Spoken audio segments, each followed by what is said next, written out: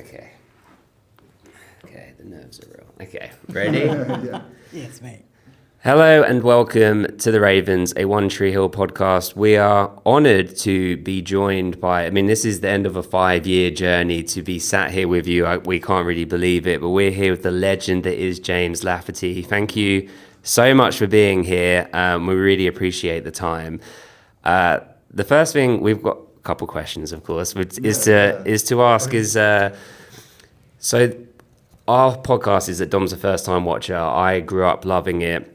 Had a real influence on me, and part of it is Nathan's character, or your character as Nathan, is so textured and flawed in like displaying humanity, right? And then has this great sort of redemption arc or showing his evolutions over time. And so I think a lot of people, myself included, can relate to that because nobody is perfect, and so that's perfectly illustrated.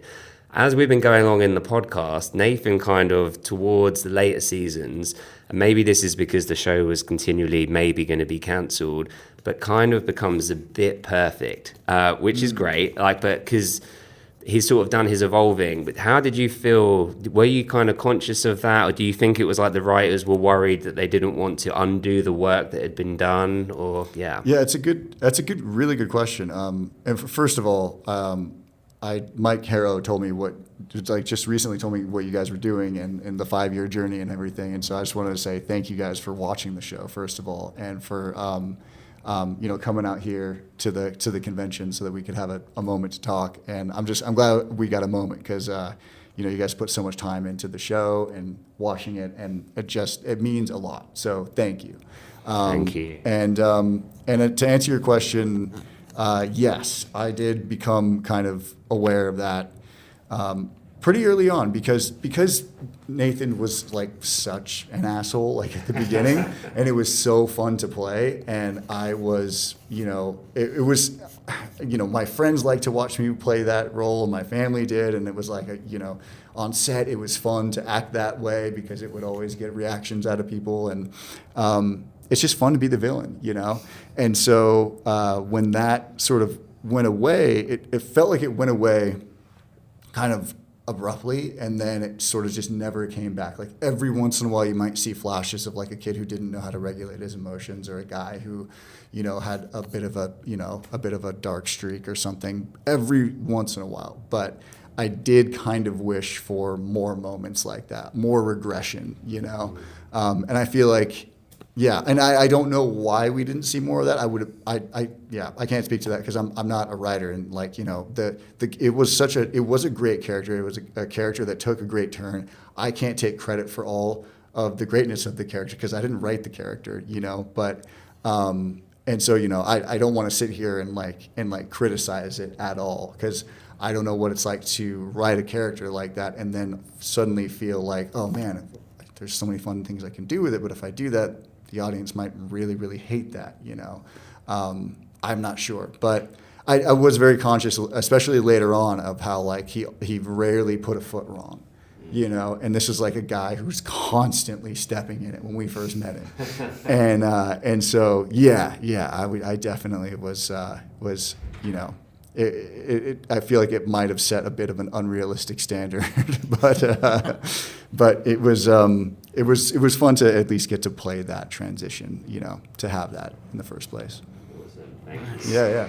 Oh, great answer. Nathan does always show this real ability to learn and kind of go, okay, that was a mistake. I'm not going to do that again, and get better and become a better person. But you're absolutely right. It gets to that kind of peak.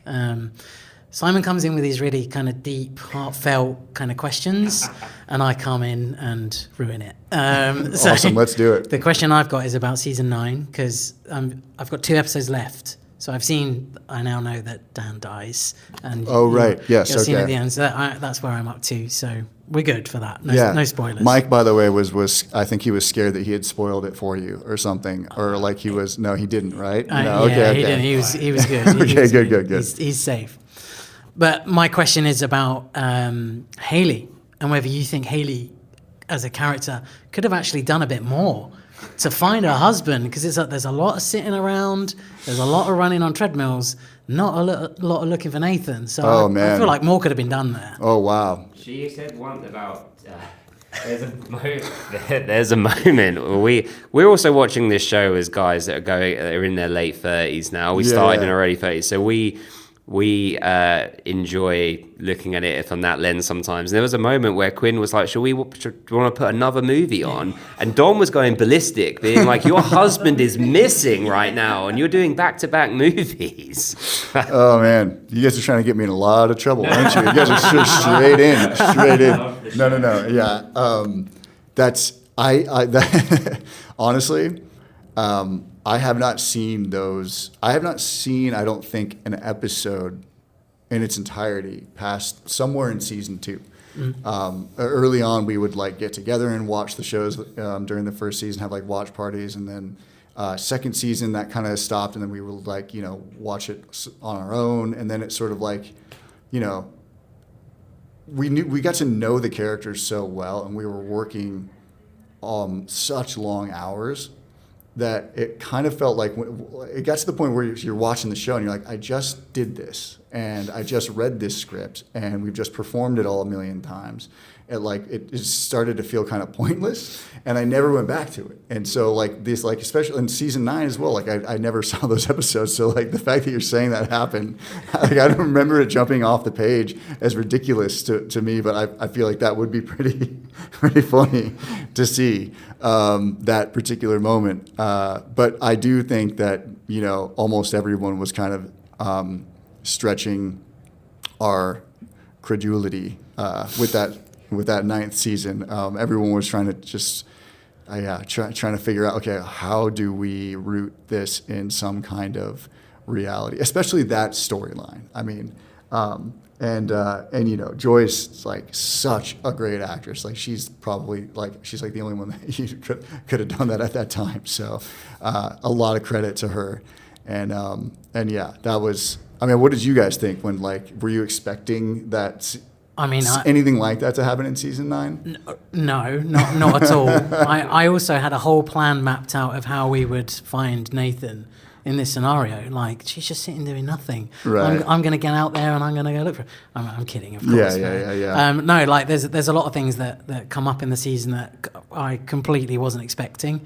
The disappearance, being the biggest one, and people looking for Nathan and what's happened. And I was trying to connect the dots as well, because I'm a first-time watcher, I don't know what's going on. I'm going, right, what villain have we had in the past that's now come and taken Nathan? So I'm working back, going, how is Dante, this connecting? the guy that Bear's was back and it's come to get you. And then it was a surprise one. So completely missed on my predictions on there. But well, I mean, there was no way to predict that was going to happen. I don't think. Yeah. So to give, because again, we're making jokes. We had Joy on the podcast. We did the drama queen swap, and so they all know that we love them all. So please don't feel like there's no we start each episode of the podcast saying I love One Tree Hill, and Dom's seen 185 episodes of One Tree Hill, and then in two more episodes he can say he loves it too. But Nice. Nathan as a character. I started watching the show when I was in my early 20s, and I'd never played basketball before, and the influence and inspiration of seeing you as that character going through that journey got me to go to the park and learn how to play basketball. And we play in local league basketball together. Really? No way. We did, and it took me on a whole journey with the Special Olympics. I work with neurodiverse people, so coaching Special Olympics, basketball, and all these kind of things. And so thank you for that. Oh, man. But how does it feel for you to be someone that's played like a fictional sports star that has had the same influence that professional athletes have to enable people to access basketball? You have helped people fall in love with the sport because they watched Nathan fall in love with the sport. I really struggle to wrap my head around that at all. That's so cool. Thank you for telling me that, because basketball has been such a big part of my life, and I learned so much from it growing up. I played it because I loved it, and because my friends loved it, and it became a real obsession for me, as it can for kids growing up and for people. It's such a beautiful game in so many ways. And the older I get, the more I realize just how many lessons I learned that I carried with me throughout the rest of my life through the game. And, you know, some of my greatest heroes are basketball players.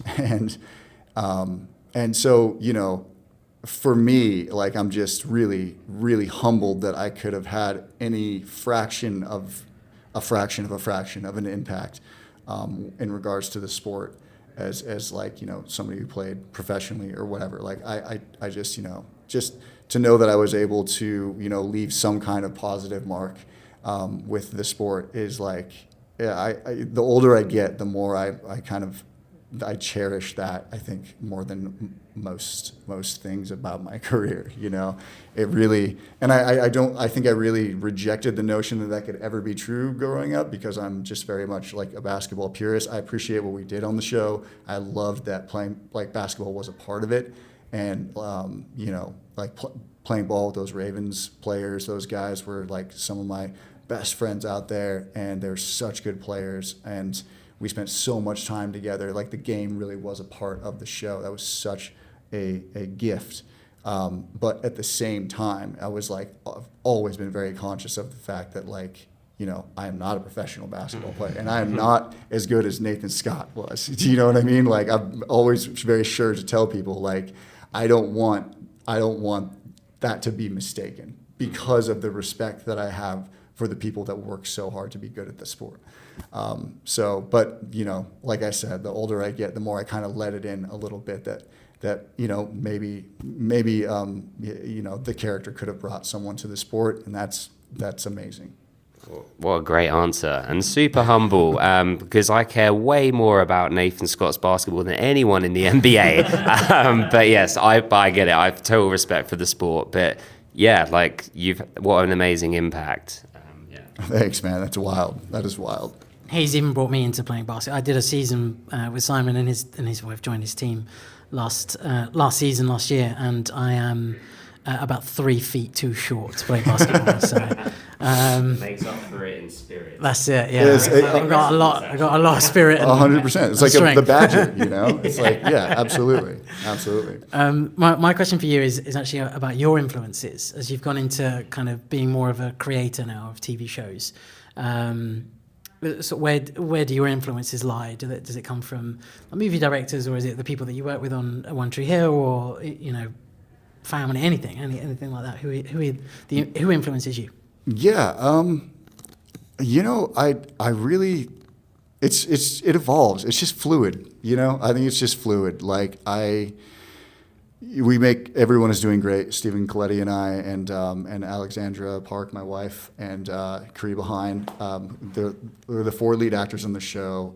We produce the show. It's like a very tight-knit group of independent film creators that have come together to make it.